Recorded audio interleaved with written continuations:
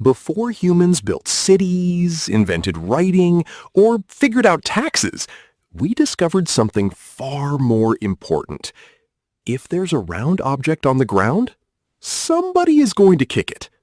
Seriously, this might be one of humanity's oldest hobbies. Thousands of years ago, people across the world were already inventing ball games. In ancient China, players enjoyed a game called Kuju. The Greeks had their own versions. The Romans joined in too. Apparently, civilizations could disagree on politics, religion, and empires, but everyone agreed that launching an object with your foot was pretty entertaining. Why? Because our brains love it. Kicking a moving object challenges balance, coordination, timing, and accuracy. It's basically a workout disguised as fun. And the balls themselves were anything people could find. Leather pouches, animal bladders, stuffed cloth, and other creative inventions that probably wouldn't pass modern quality control. So while modern football fills giant stadiums, its origins were surprisingly simple. Human sees object, human kicks object. The beautiful game begins. If you think modern football fans are intense, wait until you see medieval football. Back then, there were no stadiums, no referees, and definitely no yellow cards.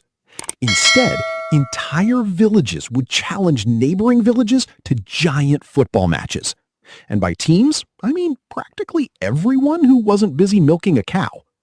A single game could involve hundreds of players. The goal might be a church on one side of town and a river several kilometers away on the other.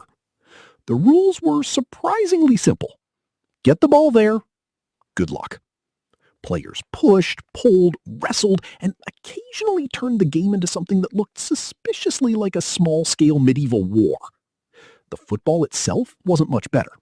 Early balls were often made from inflated pig bladders covered in leather. They bounced unpredictably, changed shape, and probably had the aerodynamic properties of a confused potato. The chaos became so legendary that several English kings actually tried to ban football because people were spending more time kicking balls than practicing archery. So while modern football is a carefully organized sport, medieval football was more like a giant village-wide science experiment in momentum, teamwork, and absolute mayhem. By the 1800s, football had a small problem. Actually, several hundred problems. Every school in England seemed to have its own version of the game. In one town, carrying the ball was allowed. In another, it wasn't. Some players kicked the ball. Others kicked the players. Imagine showing up for a match and discovering that half the teams were playing football while the other half thought they were playing rugby. Clearly, something had to be done. Then came the Industrial Revolution. Cities grew, railways connected distant towns, and teams started traveling to play each other. But there was one issue. Nobody could agree on the rules. So in 1863, representatives from several clubs gathered in London to settle the argument once and for all. After much debate, they created a standardized set of rules and formed the Football Association. This was football's big software update. One group wanted a game focused on kicking and dribbling. Another preferred carrying the ball and rough physical contact. The disagreement became so large that the sports eventually split apart. One became modern football. The other became rugby.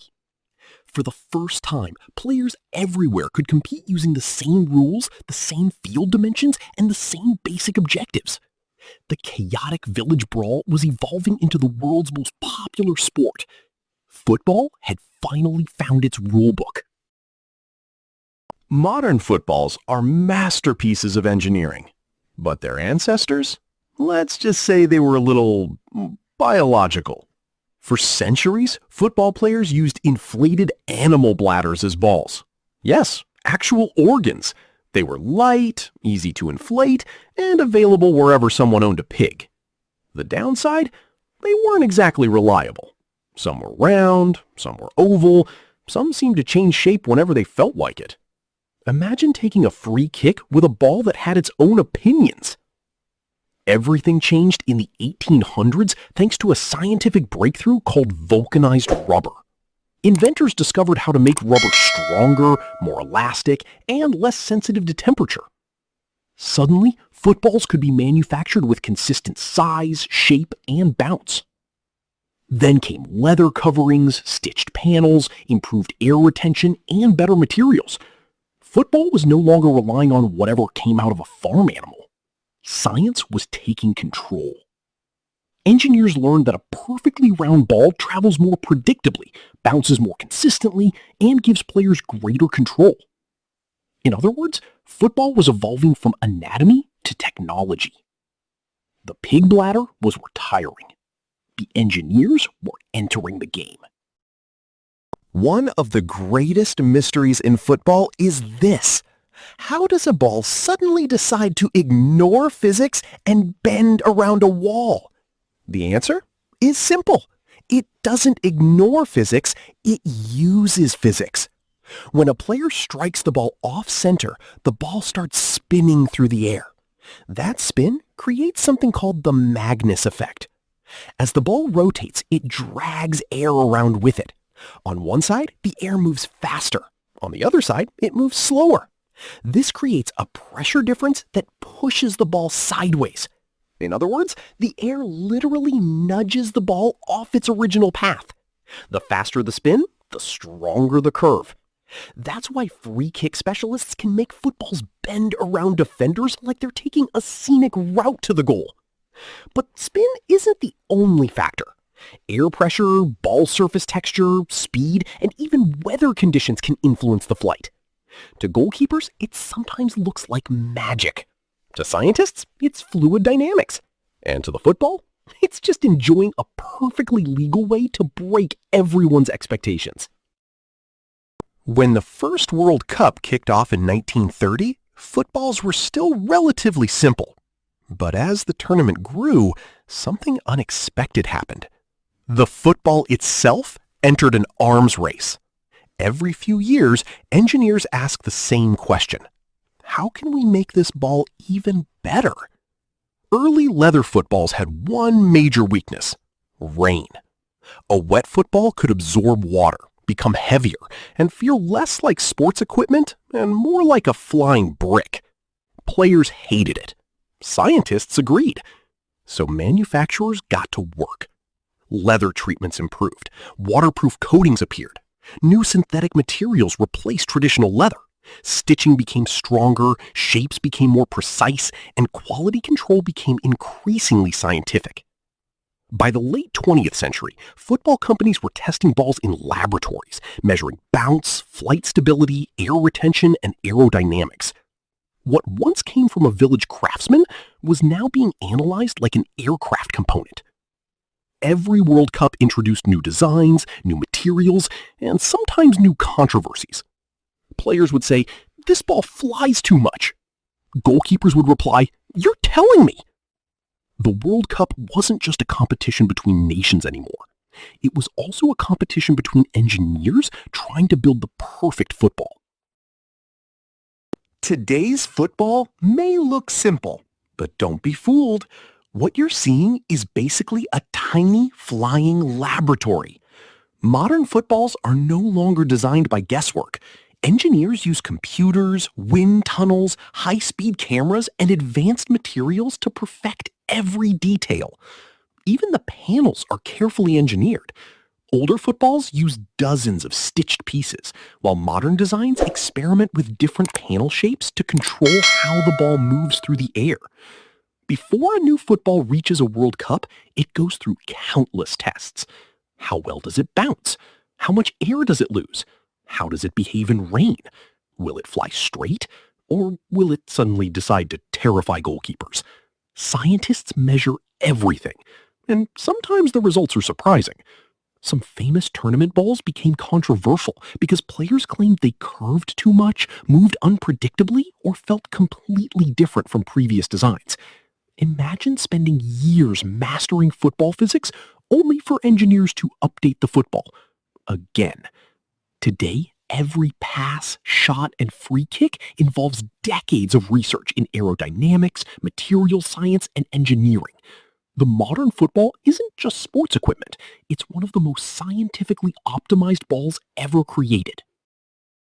For most of football history, coaches relied on experience, instinct, and occasionally shouting very loudly. Today, they rely on data. Lots and lots of data. Modern football players are tracked by GPS sensors that record how far they run, how fast they sprint, and even how often they change direction. Every pass, shot, tackle, and movement can be turned into numbers. Analysts then feed all that information into computers to find patterns humans might miss. One famous example is something called expected goals, or XG. It estimates how likely a shot is to become a goal. In other words, football has developed its own crystal ball, powered by mathematics instead of magic. And the data doesn't stop with players. Modern footballs can contain sensors. Cameras track the action from multiple angles. Artificial intelligence helps officials make offside decisions in seconds. Imagine explaining this to a medieval football player. Wait, the ball talks to computers now? Today, football isn't just played on grass. It's also played inside databases, algorithms, and powerful computers. The beautiful game has entered the information age. So after thousands of years of evolution, has football finally reached perfection? Scientists would probably answer, give us another decade. The football of the future may be smarter than ever. Advanced sensors could track every touch, spin, and impact in real time. The ball itself might instantly tell referees whether it crossed the goal line or touched a player's hand. Artificial intelligence could assist coaches with tactics, predict injuries before they happen, and help players train more efficiently. And what about materials? Future footballs may become lighter, stronger, and more aerodynamic thanks to new polymers and advanced manufacturing techniques. Broadcasts could change too. Imagine watching a match through augmented reality glasses, seeing player speeds, passing options, and tactical information floating above the field. Of course, technology also raises a big question. How much science is too much science? Because at the heart of football, people still love the same thing they loved thousands of years ago. A ball, a goal, and the hope of scoring. Whether it's played on grass, powered by AI, or someday even played on the moon, football will continue evolving. After all, humanity has spent centuries finding better ways to kick things, and we're probably not done yet.